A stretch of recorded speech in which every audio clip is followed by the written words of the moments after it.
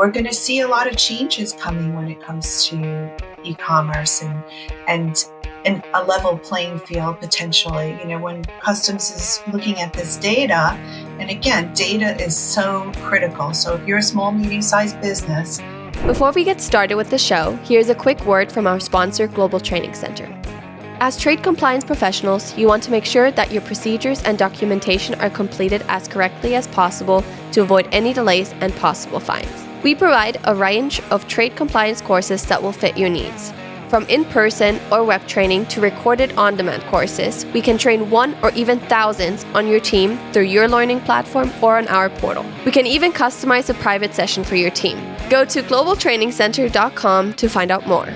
Hey, folks, we're back for another show of SimplyTrade podcast. And listen, we are trending up again. I know I say this almost every single time. And Lalo, I sound like one of those the scratched record goes over and over and over again. But we are so appreciative, folks, of y'all's listenership and your sharing this. And it's actually, we're growing. There's a surge here. And so something that I would like to ask, first off, we thank you. But if you can continue to do that, we're beginning to hit some milestones here that is really going to help the show. And as we hit more milestones, it gives us the ability to offer, additional shows and different things. And if you're interested in advertising or being a sponsor, reach out to us because we are growing. But that said, I am so thankful. One thing is this hot summer seems to have finally broken for sure. Memphis has had probably 3 weeks of the highs have only been like in the low to mid 80s. And at night it's in the 60s. So it's like, man, I'm telling you what, I'm giddy as a filly with this. This is great stuff. So how about down in El Paso there, Lalo? Are you guys still suffering or what? No, I mean, we're at a cool 90 now, consistently. Who would have thought 90 would be cool? Yeah, but it is. And I'm not joking. It's actually pretty cool for us. Anyway, but it's been really nice. I'm actually glad that we're doing a lot better. So the fall starts here pretty soon. So we're looking forward to that. Well, folks, we have a good show for you today, and we have a guest on that is a good personal friend of mine that is also somebody that is well respected. She is so freaking smart, and I've had the privilege to work with her when we were both in the express industry on regulatory affairs type issues. But we're going to be talking with Maureen Cori, and she has her own consulting company now. But she has a background that, oh my gosh, what your credentials, Maureen, you're too freaking smart for me. I tell you, it's like hopefully I rub elbows with you when we're sitting at the table. Hopefully that smartness would rub off on me. Well, and then the cool thing that we're gonna do, I guess, Andy, you were telling me about 2 or 3 weeks ago when you wanted to book this show is that we were going to talk about things that we rarely talk about on the show, but it's very, how can I say, common because more regular people deal with this type of industry than like the big stuff. I mean, the big shippers, of course, they've got a staff, they've got they've got lots of resources and everything, but what about the common, I'm not going to say common, but the normal or the typical small business, you know what I mean? And it's so easy these days to get into business in Shopify, on Etsy, on Amazon, on eBay, and so many other aspects. I mean, I'm not exactly sure to what degree we're going to be talking about this, and we're talking about e-commerce. To a degree, e-commerce and other aspects, but here at Global Training Center, and I've said this before on the show, but here at Global Training Center, that's who tends to call us a lot, and what do I do? And it's kind of hard to tell them, boy, you're you're in for a big one, because I mean, it's not that easy to say, oh, I'm going to import this. I mean, it technically could be, but I mean, I'm glad that we're addressing this because people can also check that out on the podcast and listen to, what this may involve. So again, and because we never script our show, the conversation can go in so many different directions. But anyway, I'm glad that we're doing, and I'm glad you reached out to Maureen, and we're able to talk about this topic because we rarely cover it. Well, first off, Maureen, thank you for joining our show, and welcome for today's discussion. I think it's going to be good. Thank you so much, guys, for having me on. I appreciate it.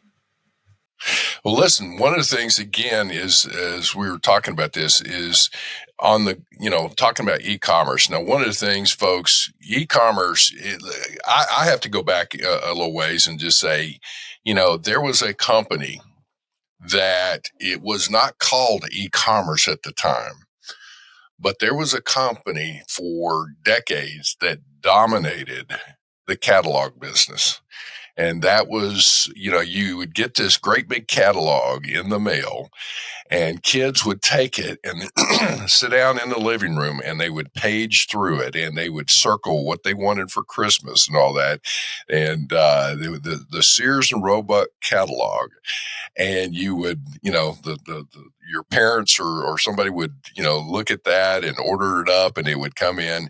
All of that is, I guess, in today's world, the catalog has been replaced with a digital or online catalog, and you're doing the same thing. You're scrolling your phone, you're scrolling your computer, and you're picking out whatever you want. And of course, it's a lot faster in today's world, hence the or electronic commerce scenario there. But there are so many companies and businesses that are in e-commerce. If you don't sell online, you're really missing out on revenue. Would you agree with that, Maureen?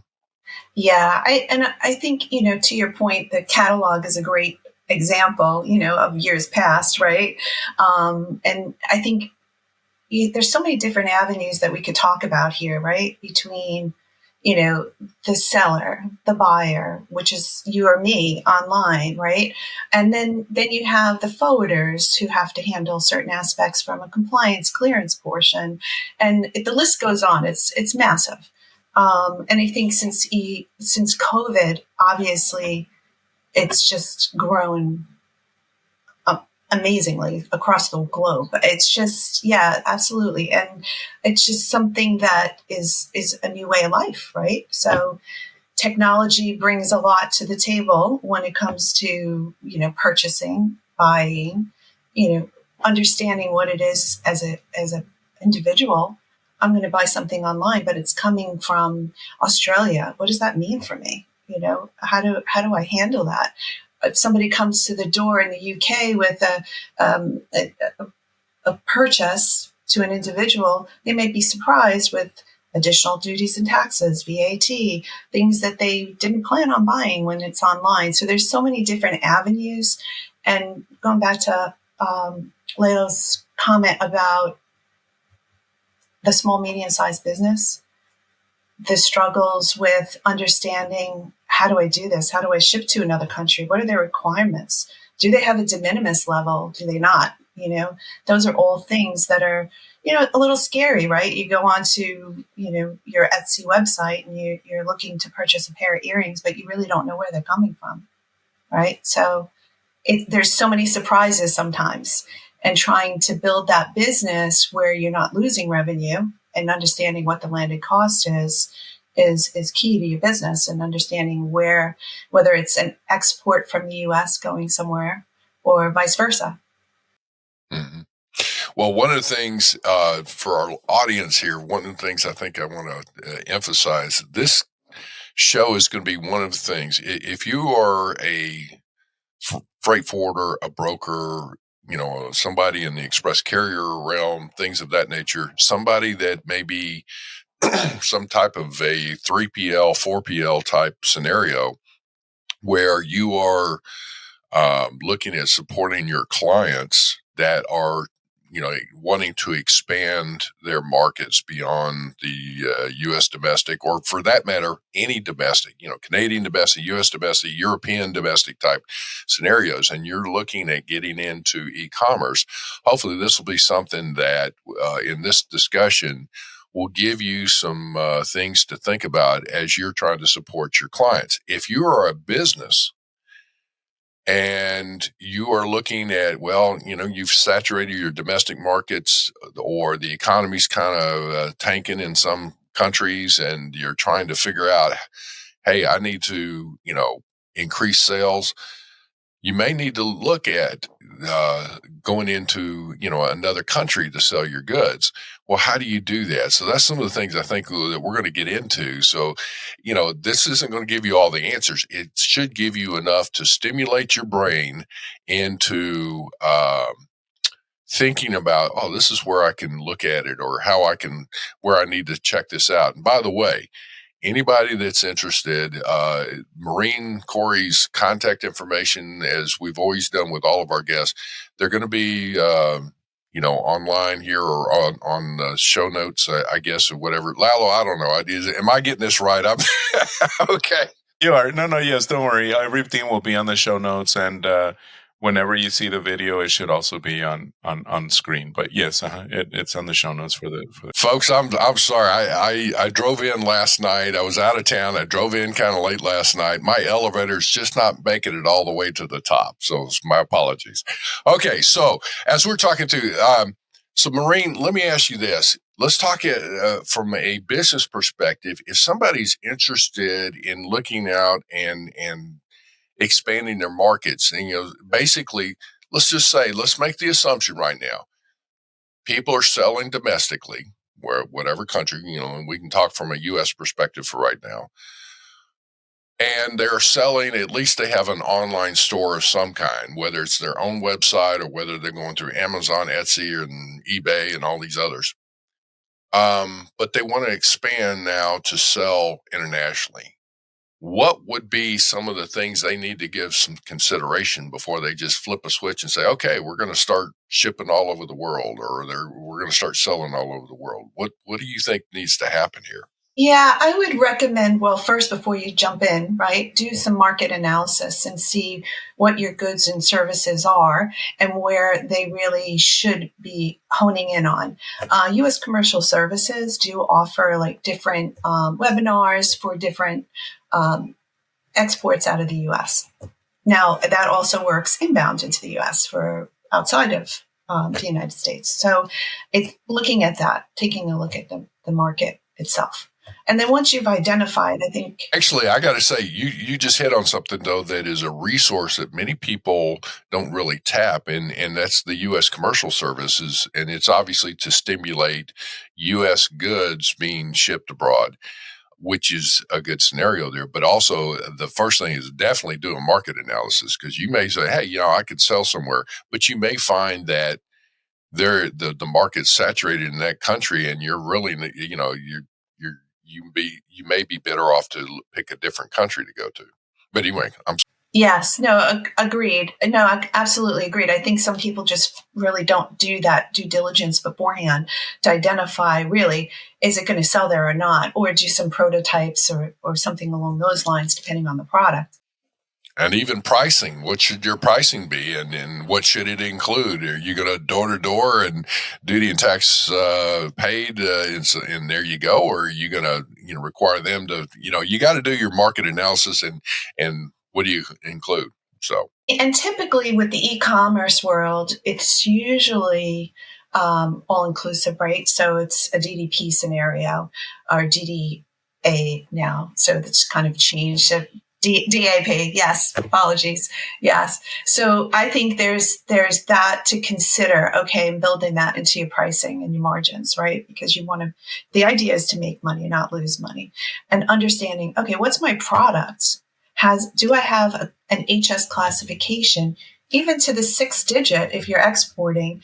Because once it gets to that particular country, if it requires brokerage services or a clearance house or something along those lines, your product, you need to know your classification that's associated with that. So that's really important in having a product database that contains all your product descriptions and your harmonized tariff numbers that go along with it. Because that's the rate of duty that you'll be looking at in that country and understanding what that is. And I think also understanding that not every country has the same Incoterms from a customs clearance side, right? So understanding those customs requirements. The list goes on, right? So when we can go on to, does it require an outside government agency?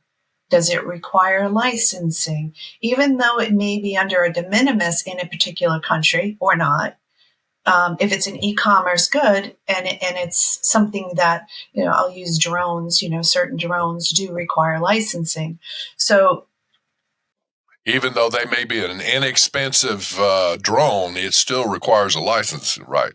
Depending on its capabilities, right? And, you can go into export control requirements along with that. So it's understanding your product. Just a second. You've and forgive me for interrupting, but it's like, for our listeners, we have a lot of folks that are listening that are not necessarily in the trade, and they're learning as they go along.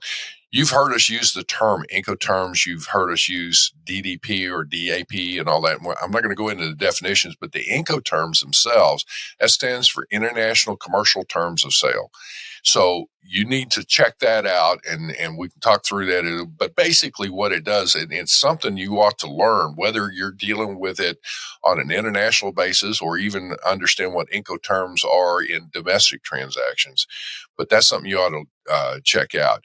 But anyway, from that perspective, it's like, when you look at an Incoterm of what is the seller responsible for, what's the buyer responsible for, things of that nature, like transportation, clearance of goods, when does the responsibility or risk transfer from one to the other. So that's what all that Incoterms means. All right, so back to what we're doing is continue on, like you said, agencies, all that kind of stuff. What? And then, you even have to look at the modes of transport, right? So you have different requirements for different modes of transport. If you look at like the postal service globally, there's different requirements, different data sets too for your products, or for, let's say, the forwarder too, because there's a whole pipeline of people involved, right?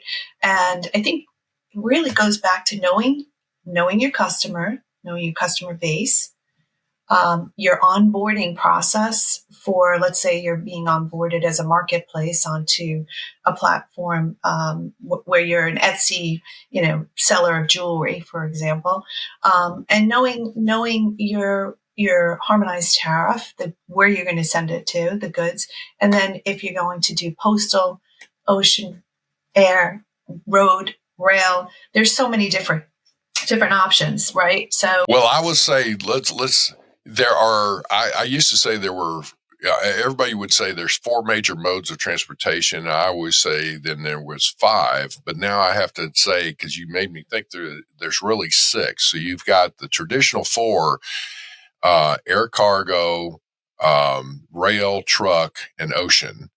And then I added Air Express as a 5th major mode because the FedEx, TNT, DHL, UPS have created that major mode. Express is different than air cargo. And then the 6th one would be postal mail. It's and each mode of transportation, folks, they require basically the same information, but there are different nuances of how to ship within each mode. I mean, how you handle something and tender it for an ocean carrier is completely different from a truck versus air cargo versus air express and even postal. So it's like all these different things are going on. So it's not like just cut and dry. It's like, well, what is it you're striving to accomplish? The modes that you're trying to utilize. And then from there, you can put your game plan together on how to maximize the efficiency of that mode of transportation to match your operation and in what you're striving for your client. Is that a good, that's a mouthful there. Yeah, and going back to the opening question about small, medium-sized businesses, how do they manage all this? Because it's really overwhelming, right? When you think about it, and unless you have somebody that has is a licensed broker working within your organization, or a compliance officer that has the skill sets to identify your needs, you need help, right? So there's a lot of deep learning tools out there now that help with assisting with anywhere from denied party screening to landed cost estimators, or classification, right? So I think that is a resource that folks should look at, because it will help them determine, their product classification, or what are the requirements in a certain country. I want to ship there, but I don't know. Those deep learning tools are really, are really, really sophisticated, and they help the users, the small, medium-sized business, as well as the huge, box companies. So, it's everybody and anybody. I'm seeing, with this whole surge of e-commerce coming in, you have brokers and freight forwarders, express companies using all this technology as well. So it's maybe not a one size fits all. There's so many different avenues within regulations that have software providers that can help pretty much anything nowadays. So I emphasize the technology side, because that will help quite a lot of small, medium-sized companies. And then when you're talking about the modes of transport, if you look at postal, which, Andy, as well as I do, with the express and the de minimis and the, going to try to get the same even playing field, we're going to see a lot more of that, right? We're going to see a lot more, well, this isn't even. We need to look at, okay, I want an $800 de minimis for express, because it's the same product in the postal side, right? So there's so much going on in this e-commerce world right now, that it's kind of probably multiple shows, right, that you could cover some of this stuff. But from a small, medium-sized business, understanding the mode of transport is important. If you look at the STOP Act, coming inbounds through the postal, you must have an HS code on there.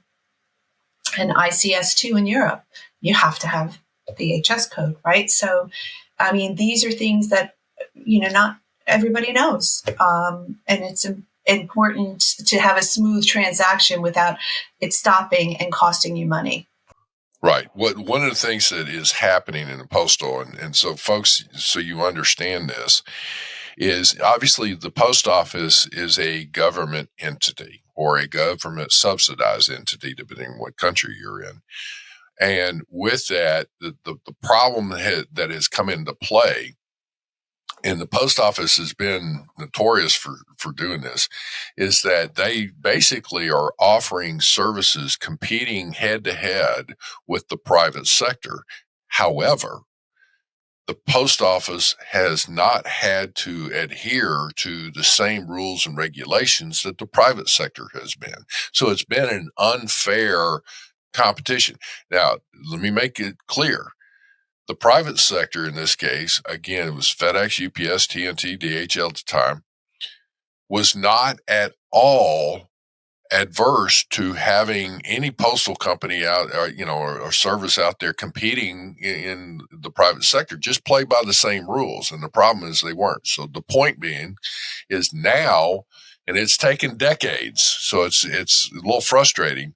But now, more and more, case in point, you got to have the classification. You should have much, more of the declarations and all that required with shipping within the postal system that matches a bit more of what the private sector is having to deal with.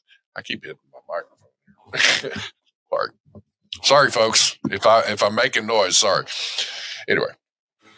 No, it's very valid point. Very valid point, because it is different rules and regulations. It's under the UPU. So it's definitely something that, not everyone's aware of. And you just mentioned that the different regulations and level playing field we talked about. I mean, if we move into a little bit on the import side, on the clearance side, obviously they have the Section 321 pilot, entry type 86, which we know entry type 86 very well from the express world. We're going to see a lot of changes coming when it comes to e-commerce and a level playing field potentially. When customs is looking at this data, and again, data is so critical. So if you're a small, medium-sized business, you need to know what the requirements are so that you have a smooth transaction. And the data coming inbounds is just as important if you're importing. And to have that expedited clearance, through an express company is very different than having it through a freight forwarder. Now with this pilot, there's folks that are trying to get into this new e-commerce clearance world, and there's struggles, right? So, and there's also requirements that still need to be met, and what can be cleared as an express consignment. As an e-commerce shipment is not necessarily everything, right? So anything that has dumping or quota or that gets pulled out. Excise tax, you can't. Right, it would have to be removed. But the data is critical. Like having your harmonized code and your description on the manifest correctly is the compliant thing to do, right? So you want to make sure that you're working with a vendor or a supplier that knows the requirements. Make sure your terms and conditions are clear on what you're expecting so that you will have no issues with your import clearance. Maureen, what about, so there's businesses nowadays, that are highly tech and highly involved in the logistics process. So very specifically, I'm talking about Flexport. I don't know if you probably dealt with them or worked with them, but they promise a factory to door service where technically they make the Shopifys and the Etsy's of the world their process a lot easier. What do you think about that? I mean, do you recommend or talk to your clients about stuff like that and help them set it up? Because I'm thinking that could also be dangerous in the sense that you're ultimately responsible, and relying on a service. I love that idea. In fact, I endorse it. I really think it's a good idea because you just don't have the resources and time to be classifying a product. And like you just said, oh my goodness, now I need to worry about anti-dumping.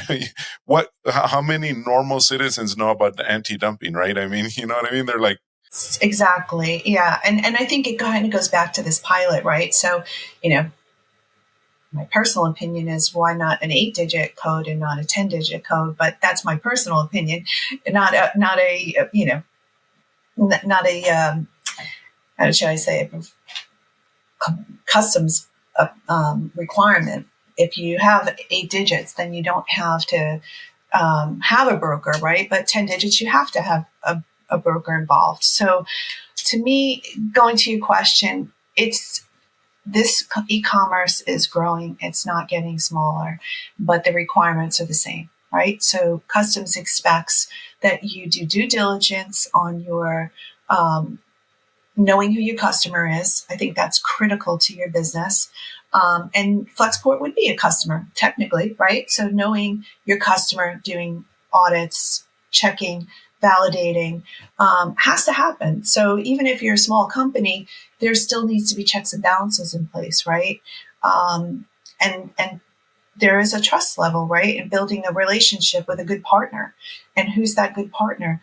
And if you have that partnership with them and they're doing well and they're a trusted partner, whether they're CTPAT or they're a trusted partner within your organization, that's critical to document and make sure that you have some type of audit trail that you're showing that, okay, yes, it's a third-party provider, but they're good. They know what they're doing. Let's say it's an 80-20 rule. I don't know. I'm just throwing it out there. They're 80% effective, and 20% of the time we identify something, they correct it right away. So there's that.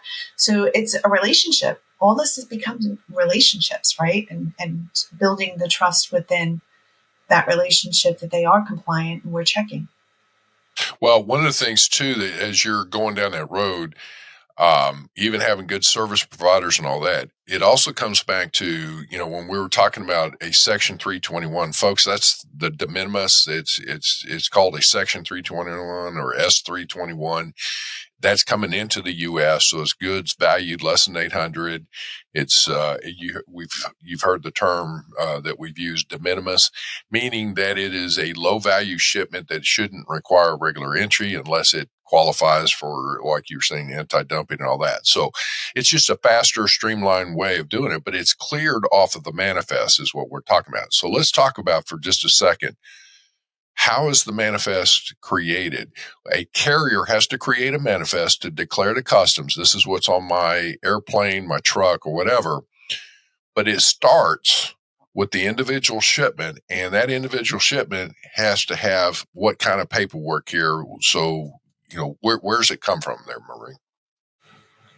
So it could come from different people, right? The paperwork could come from the supplier, third-party vendor, the actual manufacturer, and then it's given on to the forwarder, onto a carrier.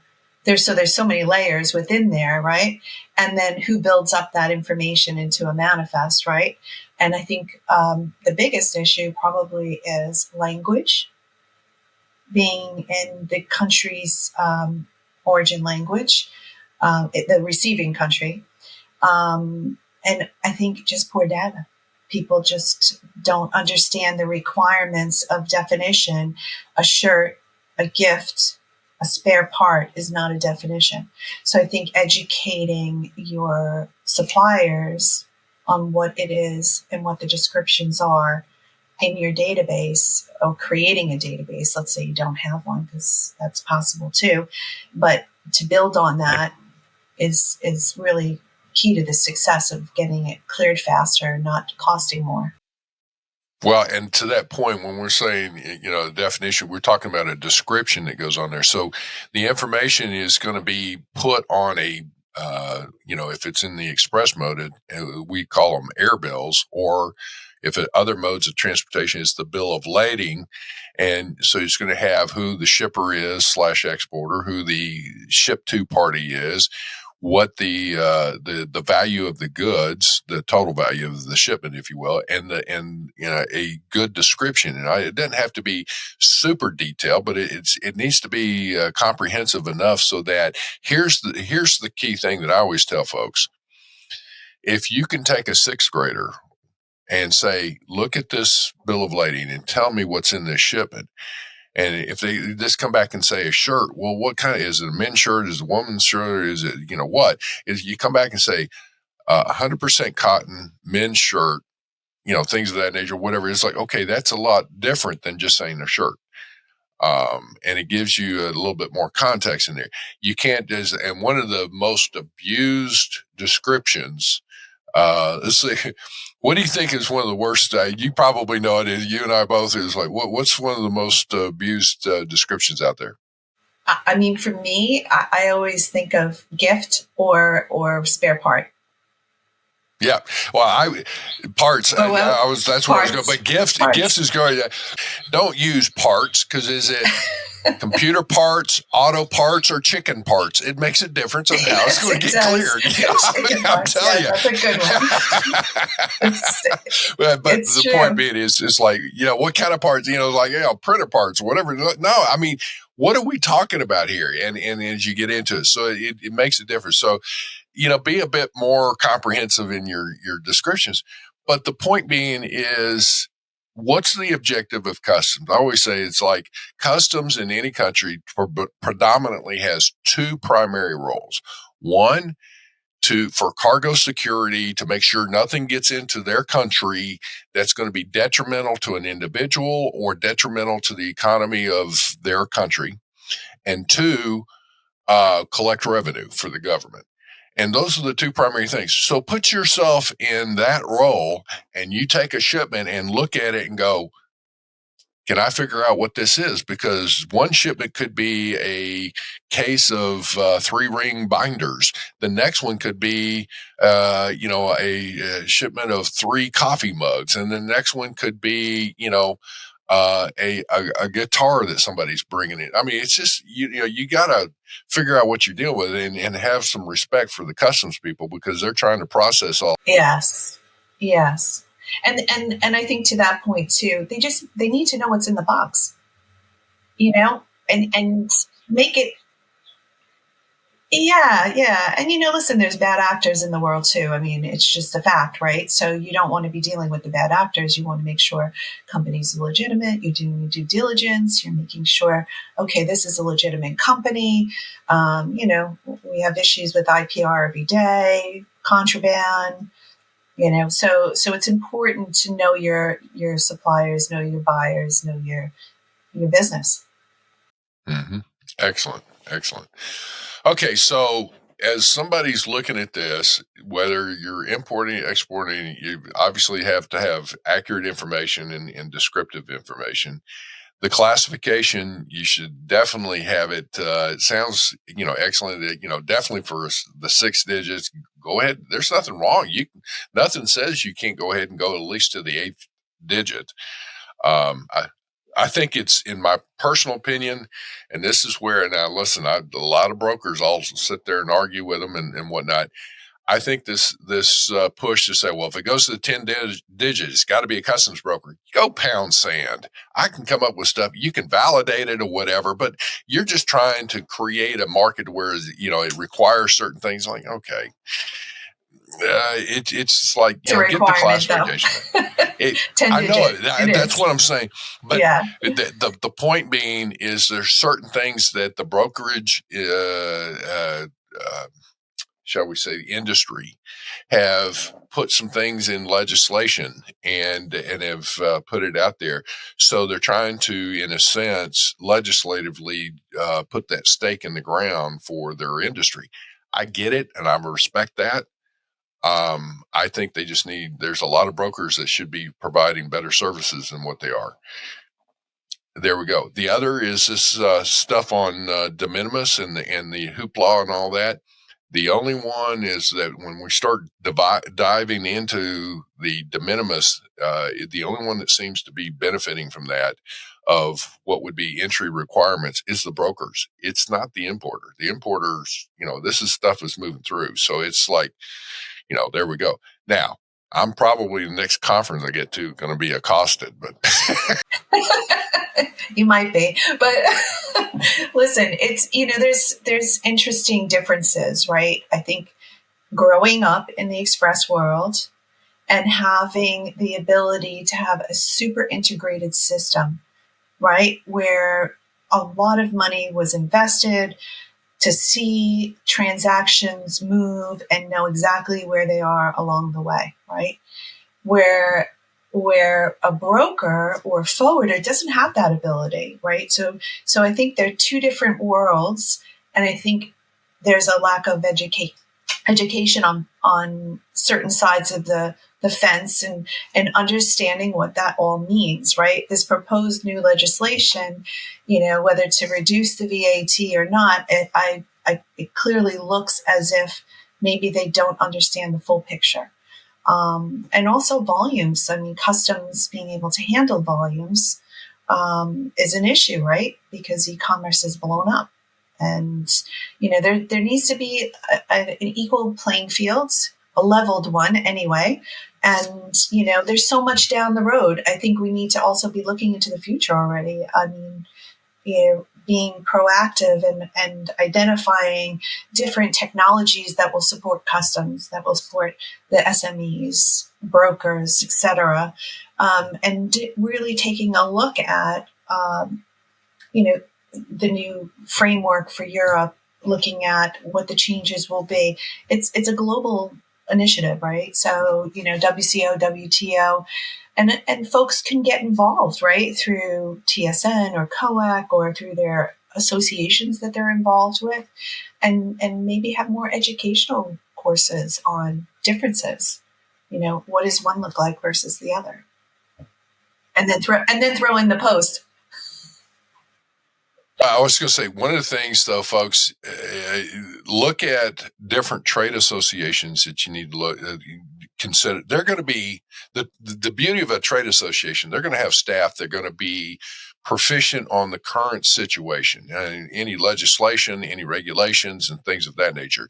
So let them do the legwork, and then they can come back and say, what's this mean to me as a business person and whatnot. The point being is also, you need to look to see there may be some regulations that are going through that actually may be detrimental to business and or the facilitation of trade, and you want to fight that. Well, you want to fight it through a trade association.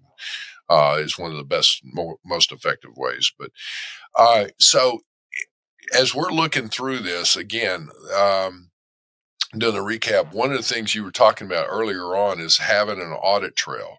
Whether you're importing some goods, your company could be importing some things rather than just even an individual consumer.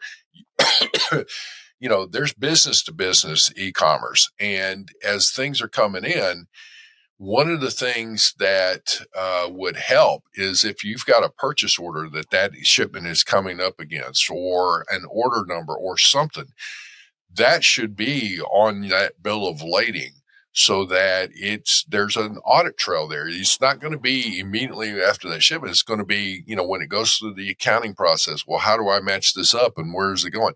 Help your accounting folks, especially accounts payable and accounts receivable, so that they know where to charge that internally as far as budgets and things of that nature. Would you agree with that, using the reference on the bill of lading? Yeah, absolutely. I mean, there's so many different opportunities from an audit trail perspective. That is perfect for one. I find a lot of customers ask me to come in and look for their gaps. Show me the gaps. Where do I need, record retention? How's my audit trail look like? Am I doing something wrong? Could I do something better? Am I spending too much money on this end, and I could have it replaced through a software that may, assist me versus, spending hours on a manual process. I think, looking at this cost-effective way, but compliant, right? So your purchase order is a great example. And I think also looking at all aspects of the business, right? From your sales to your procurement and so on, because it's not just one person's responsibility. It's the organization as a whole. And the tone from the top sets it. If the tone from the top is not, it has to be a tone from the top. Right. Well, Maureen, as far as dealing with this, I guess recapping here, you were saying somebody that's interested in expanding their markets, definitely first thing you ought to do is do a market analysis. Is your product viable in that country, and what price point and things of that nature? And are there any regulatory requirements as far as exporting or importing, right? Correct. Know your product and know the country that you're sending it to. And the classification, if somebody does not have their goods classified and they haven't tried this before, what do you recommend that where should they go? There's so many software providers out there. I mean, I'm biased. I like Hurricane, but that's a whole different story. But there are products out there that can help classify. There's so many different levels of classification too, depending on the product and, whether or not you need an engineer. It depends on what the product is, right? But there are a lot of software tools that can help in assisting in that. Also a broker. Some brokers do that as a service. Yes. Yeah, I'm a broker and I do that for certain clients, for certain products. But it is service offering from a lot of brokerage organizations. So there's an option there too. There's those that are out there. And if you're going to another country and you're shipping to that country, just keep in mind the first 6 digits are harmonized. So if you have that, that's better than nothing, right? Because it tells you what category it falls into. It will slightly change at the end for the importing country, but at least you have the first 6 digits, right? So you've got your foot where it needs to be. Determining the mode of transportation you want to utilize. So that comes into play with the cycle times of what you're trying to do with your customer order, or getting it or receiving it or sending it, whatever, and looking at that. I guess the other scenario, though, there still comes back into an IT perspective. If you're going to start opening that up from an IT, all websites are not just universally open to every country around the world. So you're going to have to reach out to your IT side and say, I want to start selling in France, or I want to start selling in Namibia, in it's part of the South African continent, or whatever. So there's those kinds of things. Anything else that you can think of? I think just to point on that is looking at software as a service, SaaS driven, like API calls, something that's simple that could be plugged into your current systems. You want to try to keep it easy, right? And that's probably the easiest way to do it. And I'm not a techie, so that's just a little bit that I have. Get it. Well, listen, I appreciate what you've got so far. I mean, we need to come back and probably explore a few more topics with you on some of this, but this gets you. Yeah. It really is. And folks, I'm going to say, if there are some challenges, or give us a scenario, send us some feedback, and literally give us a story of something that happened to you, and then we can, we'll kick that around and say, well, here's the ups and downs, or here's, maybe some alternatives for you, or what to give some thought to. But in looking at that, I would say that, everybody has their plan. It's not the planned issue that gets you, it's the unplanned. So yeah, this is true. And it's not a one size fits all, right? It's not a one size fits all. Well, that's where you have to have a game plan for every one of these things. So that's, whether you're importing goods or you're exporting them, and all of that. So anyway, well, listen, Maureen, we appreciate you so much. Thank you so much for joining the show. Like I said, you have been outstanding as always, and it's always a pleasure. I wish we were trying to affect change in the industry again. So, all right, folks. Again, Maureen's contact information is in our show notes. With that, please share this. And if you're interested in looking at the, going e-commerce on some things, then definitely give Maureen a call, and she can help you and give you some guidance, or send us some notes, and we'll, point you in the right direction. So with that, we're going to turn it back over to Lalo. We're kind of out on time, but hopefully everybody's had a good day today.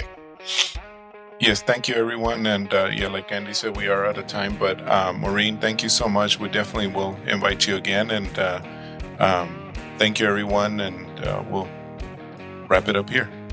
Thank you very much for joining us. SimplyTrade is brought to you by the generous contributions of Global Training Center. You can follow the show and GTC on LinkedIn or Twitter and other social networks. Make sure you check out the show notes in the description for a full rundown of today's show with all the important links. Also, make sure that you share this with a friend and subscribe on your favorite streaming platform. We really like hearing from you.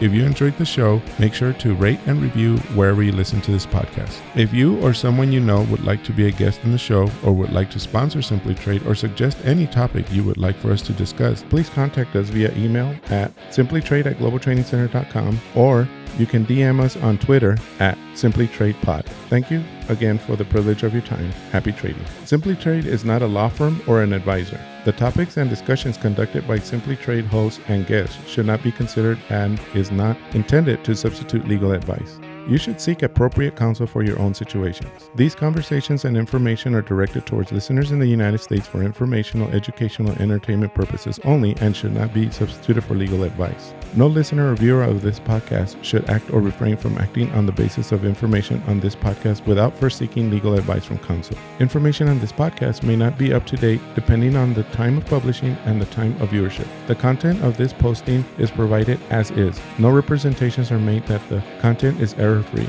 The views expressed in or through this podcast are those of the individual speakers, not those of their respective employers or Global Training Center as a whole. All liability with respect to actions taken or not taken based on the contents of this podcast are hereby expressly disclaimed.